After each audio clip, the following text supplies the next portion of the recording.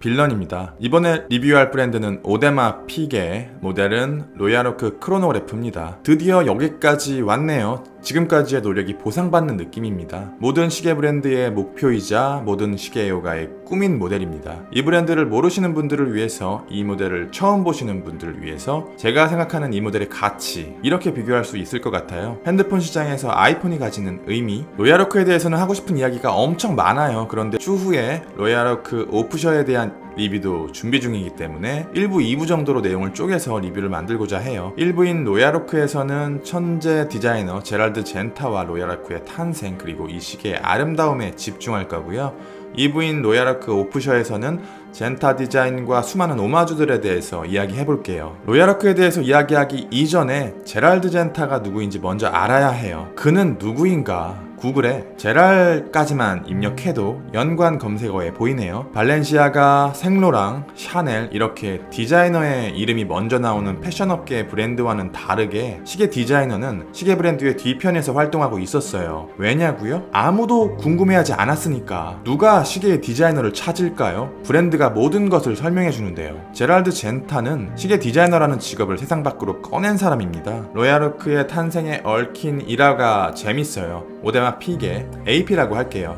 AP와 젠타옹이 인터뷰를 통해 밝힌 공식적인 로얄오크 탄생 스토리입니다. 70년대 일본의 쿼츠 파동으로 스위스 시계 업계는 비틀거리고 있었고 카운터펀치 한 방을 남겨놓고 있는 상황에서 AP는 이 상황을 타개할 무언가가 필요했어요. 브랜드가 망하기 직전이니까. AP의 MD 조르주 골레이는 오메가의 컨스틸레이션, 파텍 필립의 골든 이 클립스를 디자인한 젠타옹에게 전화를 걸어요. 지금까지 없던 스틸 스포츠를 만들어줘. 전화를 끊고 젠타는 다음날 아침까지 로얄오크의 스케치를 완성해요. 지금 보시는 이것을요.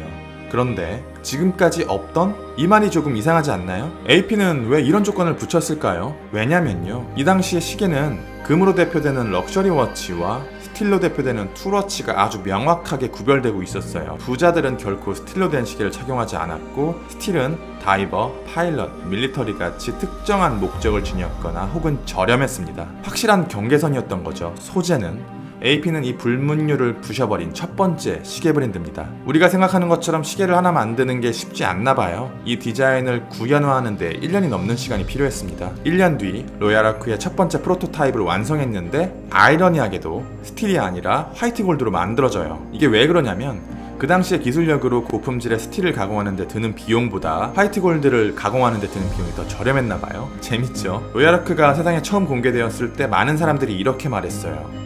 AP는 이제 역사책 속에서나 볼 수 있겠구나. AP는 끝났다. 사람들이 이렇게 평가했던 이유가 세 가지가 있었는데요. 첫 번째는 가격이었어요. 지금 로얄오크의 가격이 엄청 비싸잖아요. 그래도 프리미엄을 빼고 리테일가만 본다면 리차드 밀처럼 집을 팔아야 될 정도는 아닙니다. 지금 로얄오크의 가격은 굉장히 많이 저렴해진 거예요.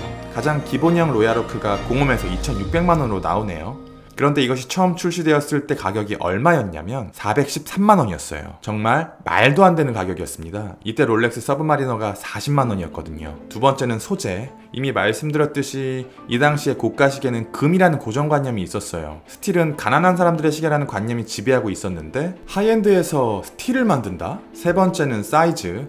이 당시의 평균적인 시계 사이즈가 32mm에서 34mm였습니다. 로얄오크의 사이즈는 36mm에서 38mm로 굉장히 거대했어요. 그래서 전보라는 별칭이 붙었고 지금은 이것도 이어져 내려오고 있어요. 지금 전보가 1억이 넘지 않았나요? 여기까지가 공식적인 로얄오크의 스토리입니다. 그런데 이게 현실적으로 가능한 일인가? 제가 왜 이렇게 생각하냐면 수많은 사람들에게 사랑받을 만한 전에 없던 디자인을 창조함에 있어서 하루라는 시간은 너무 짧다고 생각합니다. 다이얼의 질감 표현 방식은 정말 다양하게 존재하지만 로얄오크의 와플 다이얼은 파텍 필립의 아쿠아넛 다음으로 제가 좋아하는 다이얼입니다. 이건 뭐 설명드리기가 더 어렵네요. 어떻게 만들어졌는지 짐작조차 하기 어려워서 공홈에서 제공하는 메이킹 필름을 봤는데도 이해가 잘 안 돼요.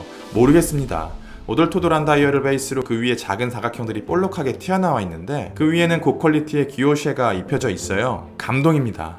썬네이 다이얼은 아무리 잘 만들어도 못생겨 보이는 구간이 필연적으로 생기는데 이 다이얼은 독특한 구조로 인해서 못나 보이는 구간이 전혀 없습니다. 이것의 명칭은 그랜드 테피스트리. 조금은 담백한 다이얼과는 다르게 크로노그래프의 빛에 대한 반응성은 굉장히 뛰어납니다. 서브 크로노의 테두리 부분은 로듐으로 마무리되어 있는데 화이트 골드로 마감된 인덱스조차 서브 크로노의 화려함에 묻혀버리네요. 다이얼에서 한 가지 아쉬운 점은요, 다이얼 안에 여러 구조물들의 밸런스가 조금 어색해요. 일부러 밸런스를 깨트려 놓은 듯한 느낌이라고 해야 할까요? 의도적인 다운그레이드? 서로 다른 서브 크로노의 사이즈는 취향에 따라 호불호가 갈릴 수 있다고 생각하는데 문제는 데이트예요. 왜 하필 이렇게 애매한 위치에 데이트를 뚫어두었을까요? 마감적인 측면에 대해서 욕먹을 각오를 하고 말씀을 드리자면 저는 하이엔드 브랜드의 마감에 대한 환상은 깨진 지 오래입니다. 제가 리뷰했었던 다양한 하이엔드 브랜드들, 브레게, 랑에, 파텍, 피아제, 바쉐론, 그 아래 럭셔리 대장급의 브랜드들 롤렉스, 제니스, 그랜드 세이코, 파네라이, 오메가, 브라이틀링 중에서 완벽에 가까운 마감을 보여준 건 랑의 하나였고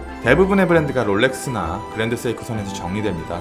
하이엔드라고 할지라도 마감이 특별히 더 훌륭하다? 위대하다? 이런 느낌은 못 받았어요. 로얄오크 역시 이 측면에서 비판을 피해갈 수는 없었습니다. 분침을 보시면 마감이 크게 튄 부분들이 보이고 간간히 인덱스 부분에서도 그러한 부분들이 발견돼요. 그 중에서도 조금 크리티컬한 부분은 서브 크로노의 핸즈입니다. 시침이나 분침 혹은 초침과는 다르게 조금 이질적인 느낌입니다. 이 부분은 제가 속단하기가 어려운 게 AP에서 일부러 이렇게 녹이 쓴 듯한 느낌으로 만들었을 수도 있고 아니면 실제로 브론즈 소재라서 이렇게 자연스럽게 녹이 쓴 것처럼 보일 수도 아니면 수분기가 많은 환경에 있어서 그런 걸 수도 사실 잘 모르겠습니다. 이 부분에 대해서 아시는 분이 계신다면 댓글로 부탁드릴게요. 케이스의 마감은 어떤 식이라도 비빌 수 없어요. 단순히 케이스 위에 입혀진 마감의 수준이 엄청나다라는 말씀을 드리는 게 아닙니다. 젠타옹이 만든 이 로얄오크의 궁극적인 존재 목적은 스틸의 아름다움을 표현하는 데 있다고 생각해요. 이것은 거의 모든 부분에서 드러나요. 베젤, 케이스, 케이스백, 브레이슬릿, 버클까지요. 전체적으로 아주 강한 브러싱이 입혀져 있어요. 바쉐론 콘스탄틴의 오버시즈와 비교를 해서 보면 더 확실해지는데요. 오버시즈는 조금 옅은 브러싱 위에 헤어라인이 불규칙하고 자연스럽게 발려있는 반면 로얄오크는 조금 더 짙은 브러싱 위에 헤어라인이 비교적 규칙적으로 발려있습니다. 저는 개인적으로 오버시즈의 브러싱 방식이 더 끌리네요. 자세히 보지 않으면 모를 수도 있는 베젤과 케이스 사이 아주 얇은 고무링, 케이스 사이드에는 3개의 나사 디자인의 크라운이 존재하고 크라운의 칼각에 손이 베일지도 모르겠어요.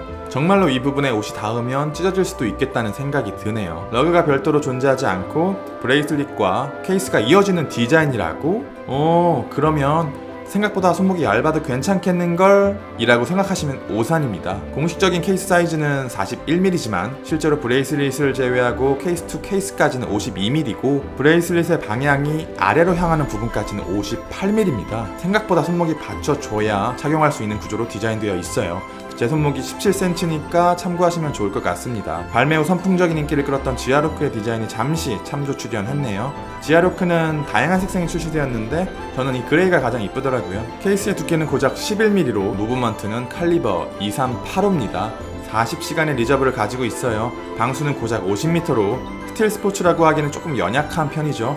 무브먼트의 리저브도 짧고요. 그러나 로얄오크를 손목에 올릴 수 있는 분들에게 짧은 리저브와 방수는 전혀 문제가 되지 않습니다. 현존하는 가장 화려한 브레이슬릿이라고 감히 말씀드릴 수 있고 젠타옹의 천재성이 돋보이는 부분입니다. 브레이슬릿의 아름다움이 필름을 뚫고 각막에 와서 박히네요. 브레이슬릿을 옆에서 보면 숨겨져 있던 귀여운 곰돌이가 보이고요. 소름 돋는 브레이슬릿의 움직임은 마치 살아있는 문어의 다리를 놓는 듯하네요. 최초의 스틸 스포츠 로얄오크 리뷰는 여기까지. 빌런이었습니다. 감사합니다.